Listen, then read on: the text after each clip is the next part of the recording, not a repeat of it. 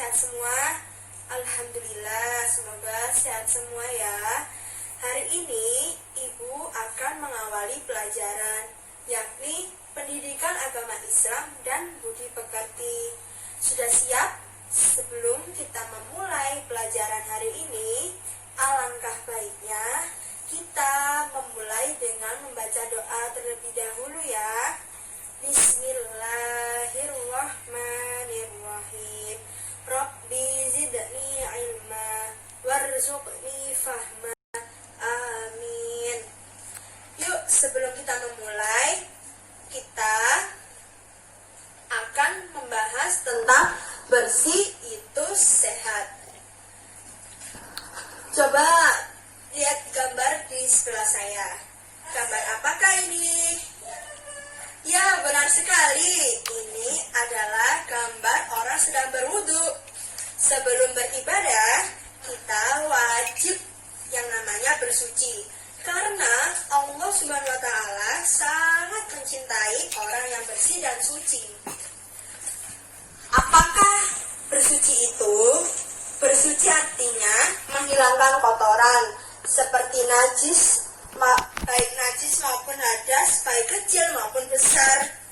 Nah, seperti yang kita tahu, setelah seharian bermain, beraktivitas, pastinya badan kita, pakaian kita, bahkan tempat sholat kita kan kotor juga.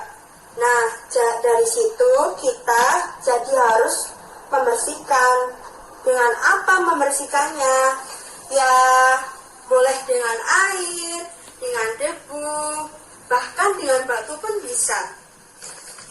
Baik, kemudian macam-macam bersuci. Macam-macam bersuci. Yang pertama, mandi. Mandi adalah menyiram air ke seluruh tubuh dan kemudian menggosokkan, kemudian membilas sampai bersih. Jadi kita ketika mandi itu harus bersih.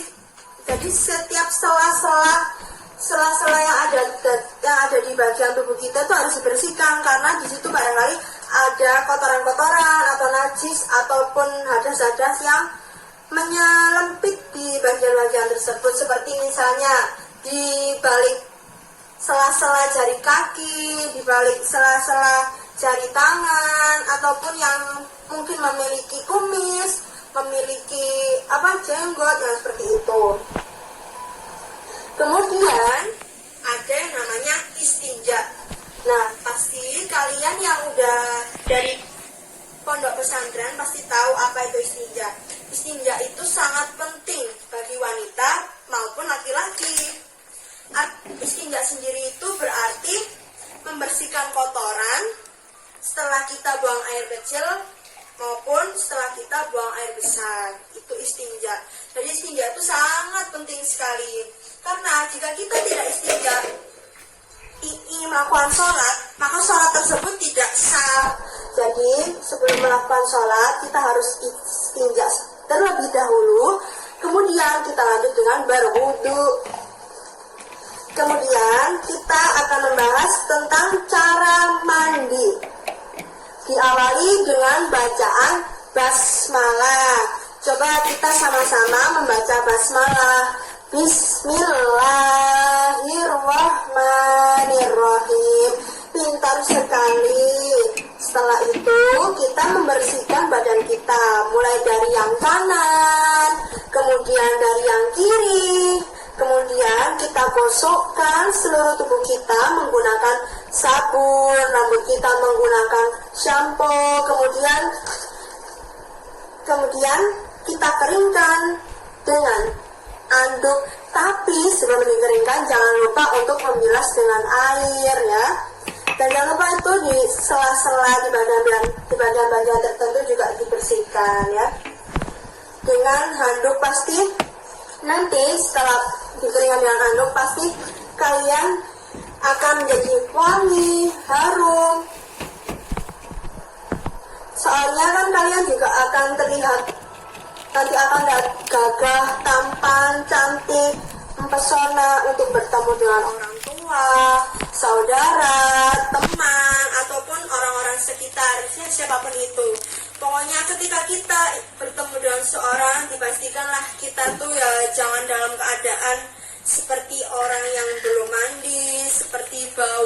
seperti itulah.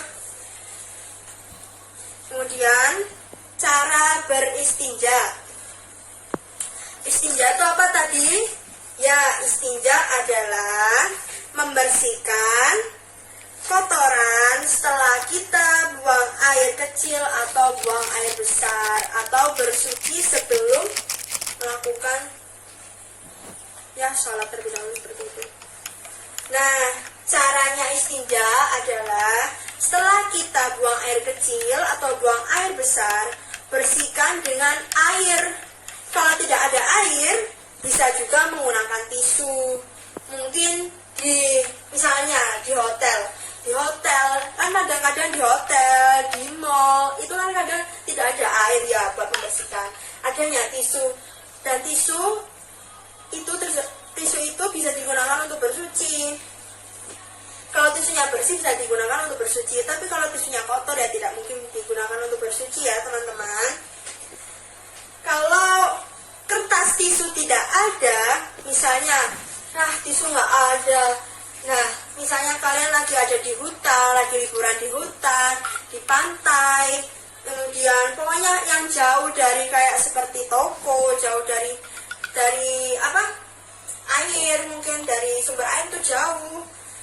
Nah, kita boleh saja menggunakan batu, tetapi batunya memiliki 3 sudut. Jadi memiliki 3 sudut maksudnya bisa digunakan setelah menggunakan yang 1 sudut itu, kemudian digunakan lagi, mungkin terdapat sisa-sisa yang kotor, digunakan lagi 1 sudutnya. Kemudian kalau merasa belum bersih bisa menggunakan 1 sudutnya lagi. Jadi mulai dari tisu, batu itu bisa digunakan menjadi pengganti air. Nah,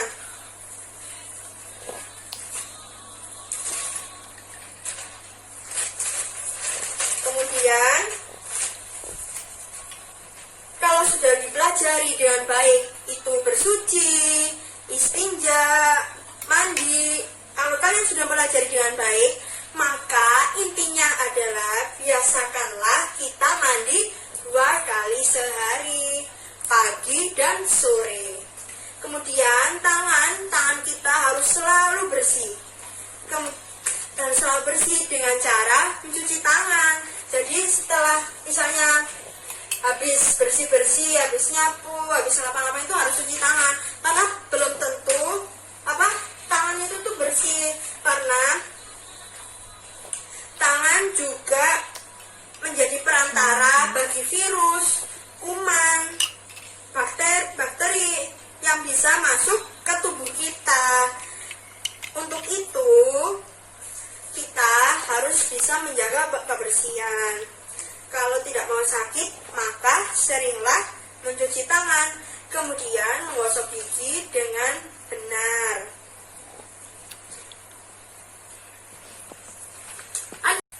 Nggak mungkin lah ya ada mau sakit, itu nggak mungkin.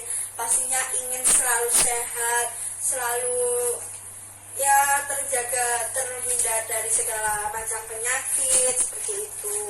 Kemudian yang selanjutnya adalah menggosok gigi, biar gigi kita selalu bersih dari segala macam penyakit. Seperti sakit gigi itu kan nggak enak banget, sakit gigi itu nggak enak, makanya kita harus sering-sering menggosok gigi. Kemudian yang ketiga adalah sering memotong kuku, setidaknya ya seminggu sekali. Tapi diingat, potong kuku kan juga ada aturannya ya. Misalnya kan dianjurkan memotong kuku pada hari Jumat kayaknya, iya Jumat. Nah, di situ kita harus sering memotong kuku, karena di dalam kuku kita itu kadang melekat berbagai macam kuman, bakteri, ataupun kotoran-kotoran lah, pokoknya pasti melekat pada kuku kita.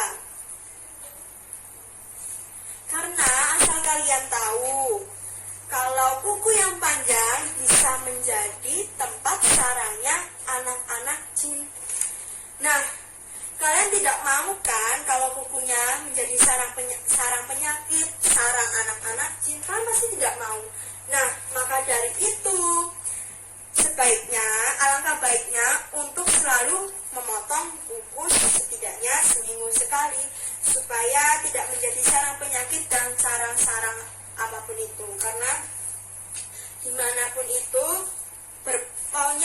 semua yang berlubang, semua yang itu pasti di situ tempatnya jin. Kemudian pakaian harus selalu bersih. Tidak mungkin kita memakai baju yang kemarin dipakai, sekarang dipakai lagi, dan sekarang dipakai, besoknya dipakai lagi, yang besoknya dipakai, besoknya lagi dipakai lagi, itu tidak mungkin. Nah, pastikan kita kan nggak nyaman gitu ya kalau misalnya kita memakai baju yang kemarin-kemarin itu dipakai, pasti akan menyebabkan gatal, terus merah-merah di kulitnya gatal, terus gitulah pokoknya.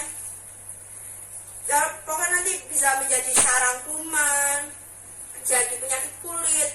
Pakaian yang habis dipakai harus dicuci supaya bisa dipakai lagi sampai nanti besoknya bisa dipakai lagi. Jadi harus dicuci sebelum dipakai.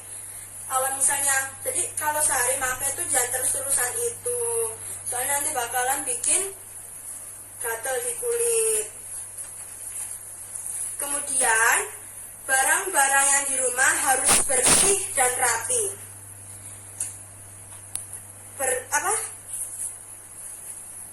Supaya terhindar dari banyak debu yang menempel. Jadi kan kadang-kadang tuh banyak barang-barang di rumah. Mungkin kan mungkin rumahnya ada di daerah dekat pabrik lah. Pabrik kan mengeluarkan polusi udara seperti debu, itu kan bisa menempel di rumah-rumah. Nah, maka dari itu kita harus sering membersihkan rumah supaya tidak menjadi sarang penyakit. Terus karena kebersihan itu sebagian dari iman. Anak-anak muslim pasti tahu. Rumah kita harus bersih setiap hari setiap hari itu disapu agar selalu bersih. Halaman rumah itu juga diusahakan harus bersih supaya tidak ada sampah-sampah yang berceceran. Tempat ibadah itu juga harus bersih, dimana kan sering ditemukan di tempat masjid-masjid itu kadang itu juga kotor. Banyak orang itu juga membuang sampah sembarangan, seperti bekas orang makan permen itu kan juga ada di situ ya. Jadi itu kayak terlihat kesannya tuh kayak masjidnya kok kotor banget, jadi kayak nggak nyaman buat sholat. Nah, tempat ibadah itu juga harus bersih, jadi supaya kita tuh nyaman ketika beribadah, supaya kita tuh kayak menghirup aroma wangi-wangi gitu, jadi nggak kayak bau-bau nggak enak gitu. Terus tempat tidur harus kita bersihkan dan dirapikan. Sebelum kita tidur, sebaiknya kita membersihkan tempat tidur. Kalau bahasanya tuh nggak tahu, pokoknya bahasa Jawa itu mengkebuti tempat tidurnya. Nah, jadikan rumahmu itu sebagai istanaku, rumahku sebagai surgaku.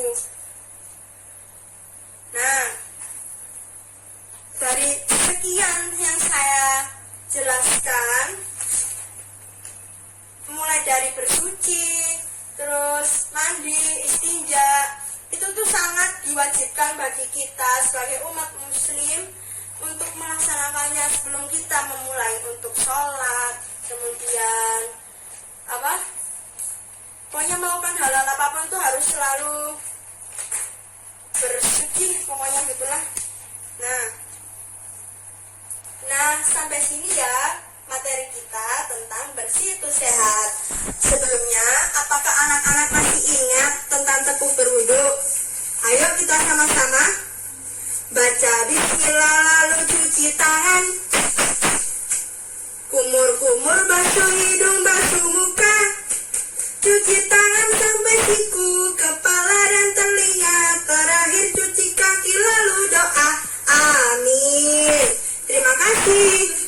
Cukup sampai di sini. Wassalamualaikum warahmatullahi wabarakatuh. Semoga bermanfaat.